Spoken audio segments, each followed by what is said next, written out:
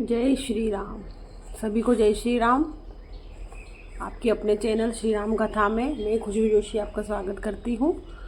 तो चलिए शुरू करते हैं आज का पठन। सरल पठन हिंदी अनुवाद सहित रामचरितमानस का। तो सबसे पहले हम हाथ जोड़कर सभी देवी देवताओं से आह्वान करेंगे कि आप हमारे साथ श्री रामचरित जैसे मानस जैसे महान ग्रंथ का श्रवण करें। और अगर हमसे पढ़ने सुनने में किसी भी प्रकार की कोई त्रुटि गलती हुई उसके लिए क्षमा करें। तो चलिए शुरू करते हैं। हमने पिछले भाग में पेज नंबर 71 पढ़ा था, तो आज हम 72 से शुरू करेंगे। लेकिन जैसा कि आपको पता है कि हमको पिछले भाग के अंतिम श्लोक को पढ़ना होता है, तो पहले हम 71 का अंतिम श्लोक पढ़ेंगे। दोहा। शिव अपमानु न जाई, सही हृदय न होई प्रबोध, सकल सबहि हटी हटकी, तब बोली बचन सक्रोध। Page number 72। चलिए शुरू करते हैं बालकांड का वाचन। Page number 72।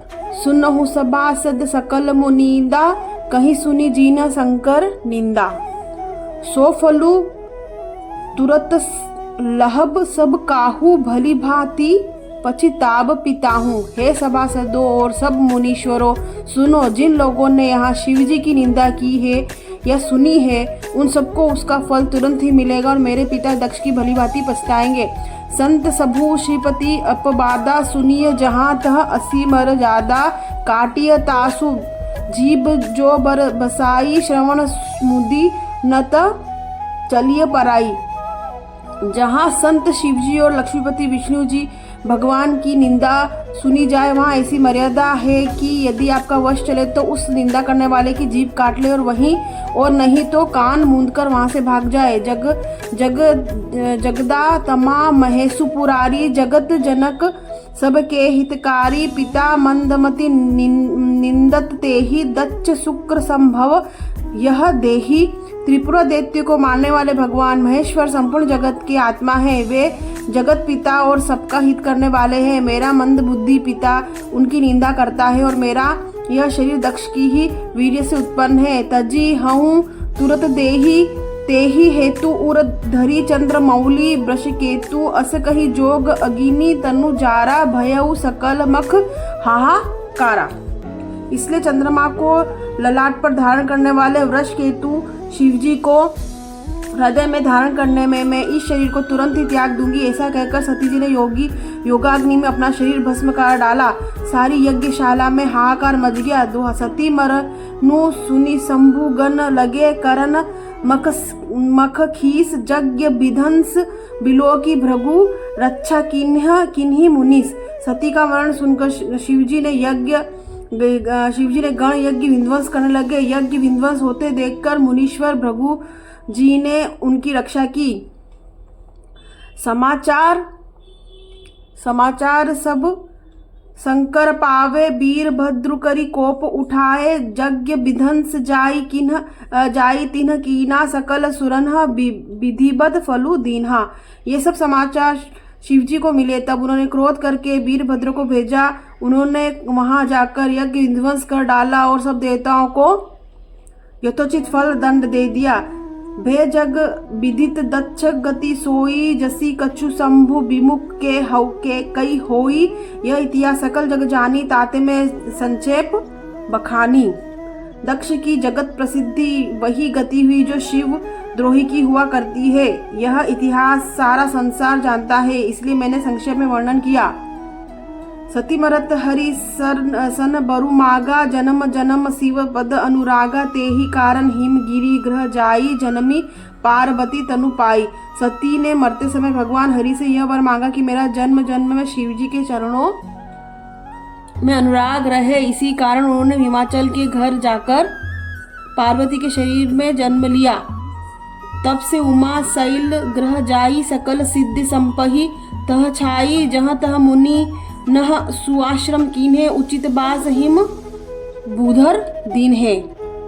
जब से उमा जी हिमाचल के घर जन्मी, तब से वहाँ सारी सिद्धियां और संपत्तियां छा गई।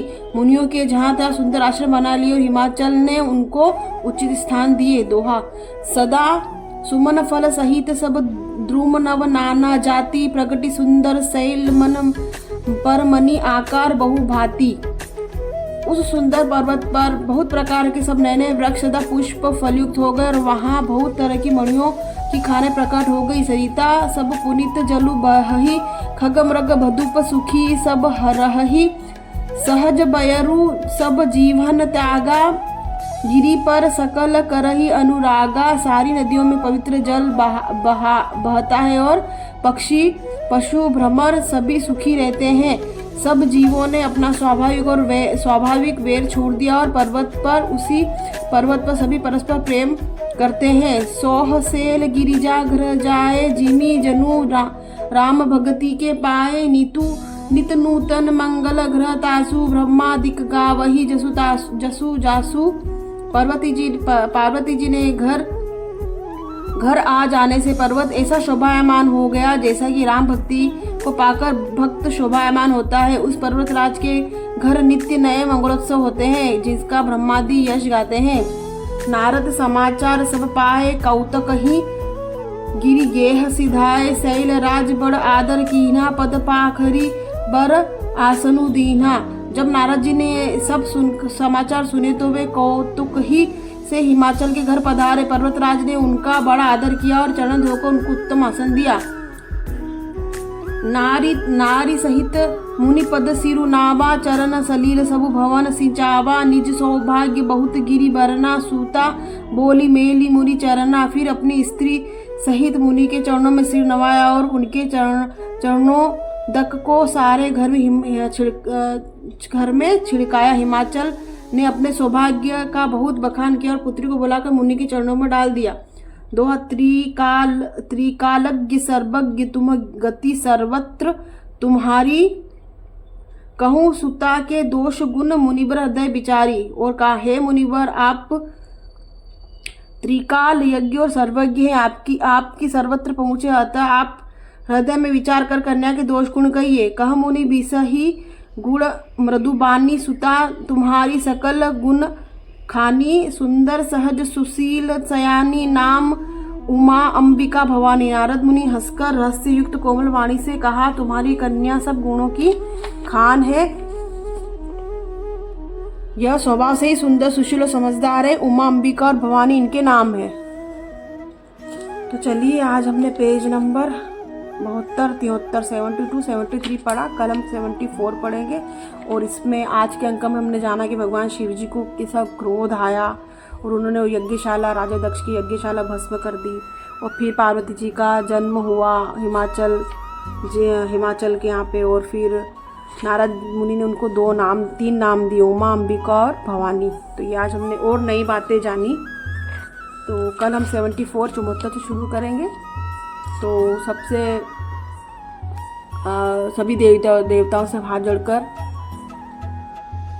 विनती करते हैं कि हमसे पढ़ने सुनने में इस महान ग्रंथ को कोई भी त्रुटि या गलती हुई तो क्षमा करें।